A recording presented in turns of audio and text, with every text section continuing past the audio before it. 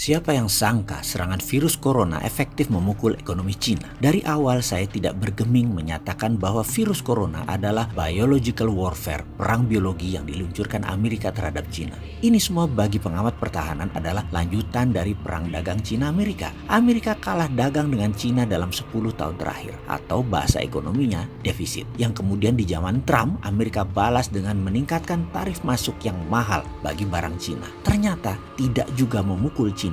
Kemudian Cina melemahkan yuannya sedikit sebagai counternya. Lalu apa yang dilakukan Amerika? US juga melemahkan nilai dolarnya. Namun sekali lagi, itu tidak memukul ekonomi Cina. Lalu dilanjutkan dengan serangan terhadap Huawei yang mau menguasai jaringan 5G. Di mana kalau Cina menguasai 5G, maka berakibat kekuatan ekonomi Amerika berkurang hingga 7% atau lebih dari 900 billion dolar per tahunnya. Apa yang terjadi? Akhirnya Cina mengalah. 5G mulai ketemu titik temunya. Namun masih Amerika versi Trump kurang puas. Trump ingin 2 kali menjadi commander in chief di Amerika. Maka digebrak lagi dengan serangan yang melumpuhkan ekonomi Cina, virus corona. Sebagai catatan, perang dagang adalah awal perang militer. Itu saya ulang berkali-kali. Kalau perang dagang menang, perang militer tidak berlanjut. Namun kalau belum menang-menang juga, pasti diserang lagi. Dan salah satunya adalah coronavirus ini. Ini adalah war tool. Ini adalah alat perang selanjutnya. Sebagai unsur melindungi segenap tumpah darah Indonesia,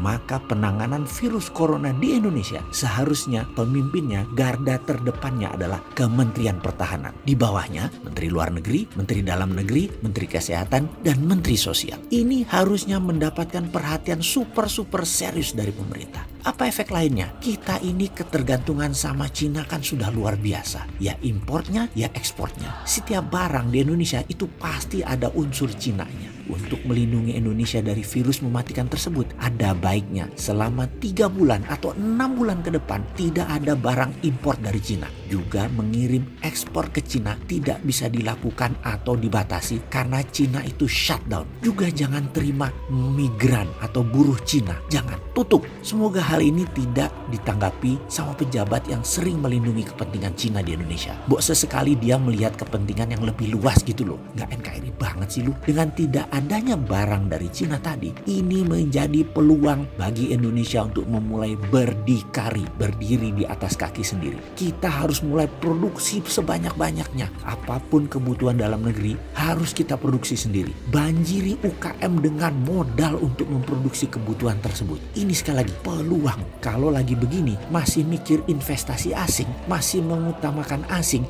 bilang Indonesia nggak ada modal, nggak punya uang, perlu asing, apalagi asing. Ini yang komentar tidak NKRI banget. Coba sekali lagi kita mau dengar mana suara kalian yang nggak NKRI itu.